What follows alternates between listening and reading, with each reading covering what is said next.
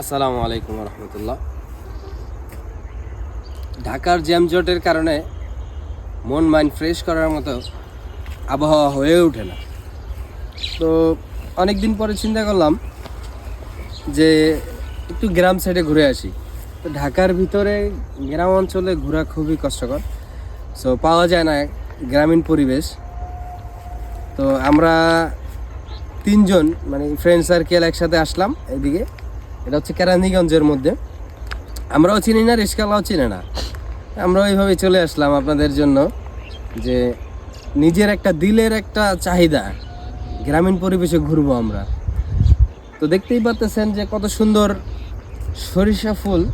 এখন সরিষার সময়, শীতের আবহাওয়া, মিঠি মিঠি বাতাস শরীরে যখন লাগতেছে তখন মনে হচ্ছে যে না, শীত চলে এসেছে। মিস করতেছি এখন একটাই, সেটা হচ্ছে খেজুরের রস। সম্ভব যদি হয় কোনো দিন ইনশাল্লাহ খেজুরের তাজা রসও খাবো গাছের থেকে পেরে। সাথে থাকবেন। আলহামদুলিল্লাহ, পরিশেষে কথা একটাই, আল্লাহর অশেষ মেহেরবানিতে সুস্থ আছি। আল্লাহ তাআলা এই নিয়ামতকে দেখার শুকরিয়া, মানে নিয়ামতকে দেখার জন্য এই চোখকে সুস্থ রেখেছে।